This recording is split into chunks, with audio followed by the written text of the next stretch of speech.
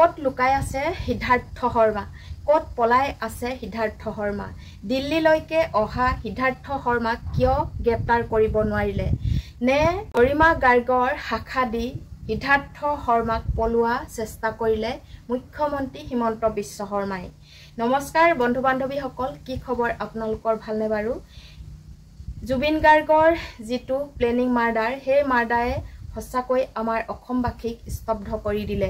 আৰু সিদ্ধাৰ্থ শৰ্মাৰ নামৰ এই কলংকৰ পুৰুষটো আচলতে ক'ত লুকাই আছে? কিয় ইমান দিন গ্ৰেপ্তাৰ কৰিব পৰা নাই?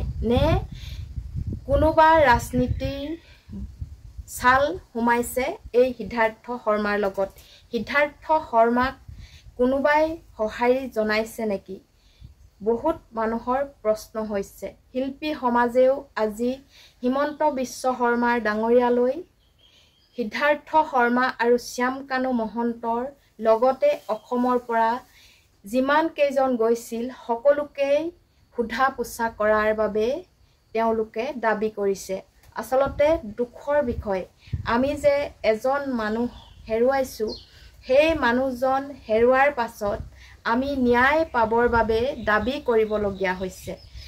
অসমত ইমানেই আইন তললৈ গৈছে যে আমি অসমবাসীয়ে দাবী কৰিবলগীয়া হৈছে দোষীয়ে শাস্তি পাবৰ বাবে বা জুবিন গাৰ্গ ডাঙৰীয়াই ন্যায় পাবৰ বাবে আমি চিঞৰিবলগীয়া হৈছে। মানে আমাৰ অসমত বিনা প্ৰতিবাদত কোনেও ন্যায় নাপায়। চাওকচোন, জুবিন গাৰ্গ আমাৰ হিয়াৰ আমঠু, তেওঁক ইমান ছাল খেলি হত্যা কৰিলে, সকলো ভিডিঅ' ফুটেজ বা ফটোসহ সকলোতে ওলাই পৰিছে, পষ্টমৰ্টেম ৰিপৰ্টত ওলাই পৰিছে। তাৰ পাছতো সেই কেইজনক গ্ৰেপ্তাৰ কৰিব পৰা নাই বা সেই কেইজনক কিয় গ্ৰেপ্তাৰ কৰা নাই? অসমবাসীয়ে অহৰহ চিঞৰি আছে যে গ্ৰেপ্তাৰ কৰিব লাগে, তেওঁলোকে উচিত শাস্তি পাব লাগে, জুবিন গাৰ্গ ডাঙৰীয়াই ন্যায় পাব লাগে।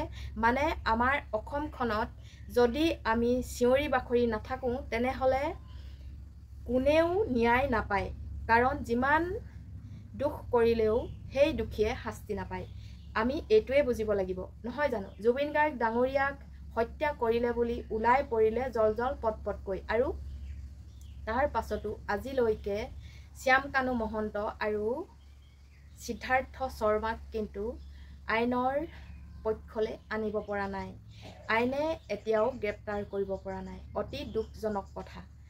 আমাৰ অসমবাসীয়ে চিঞৰি বাখৰি হাবাতৰি খাইছোঁ, কান্দোনত ভাগি পৰিছে, কাৰো ভাত নাই, বহুতৰ জীৱন গৈছে। জুবিন গাৰ্গ ডাঙৰীয়াৰ লগত জুবিনৰ অনুৰাগী বহুকেইজন মৃত্যু হৈছে, কিছুমান দুৰ্ঘটনাত পতিত হৈ মৃত্যু হৈছে আৰু কিছুমানে নিজেই আত্মঘাতী হৈ মৰিছে, কিছুমানে নিউজ চাই থাকোঁতে হাফেল হৈ মৰিছে। এনেকুৱা বহুজনৰ লগত হৈছে। কিন্তু তথাপিতো আমাৰ অসমবাসীয়ে চিঞৰি আছে যে জুবিন গাৰ্গ ডাঙৰীয়াক ন্যায় দিয়ক, ন্যায় দিয়ক।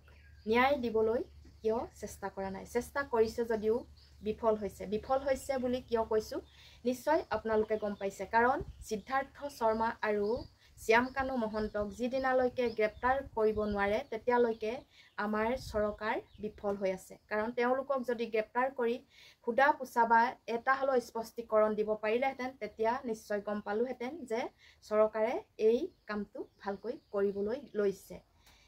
কিমান দিন লাগিব আৰু কিমান দিন অপেক্ষা কৰিব লাগিব? নাই কওঁতেই আজি এক সপ্তাহ দিন হৈ গ'ল। কাৰণ 19 তাৰিখৰ পৰা আজি 25 তাৰিখ হ'ল। আজি 7 দিনৰ পাছতো কিন্তু শ্যাম কানু মহন্ত আৰু সিদ্ধাৰ্থ শৰ্মাক আৰক্ষীয়ে গ্ৰেপ্তাৰ কৰি তেওঁলোকক সোধা পোছা কৰিব নোৱাৰিলে বা পৰা নাই। সেই গতিকে মোৰ মনৰ কথাকেইটা আপোনালোকৰ আগত আগবঢ়ালোঁ। ভাল লাগিলে মোৰ চেনেলটো লাইক, কমেণ্ট আৰু শ্বেয়াৰ কৰিবলৈ নাপাহৰিব। আজিলৈ আহোঁ তেন্তে পুনৰ অন্য এটা ভিডিঅ'ৰ সৈতে লগ পাম। ধন্যবাদ।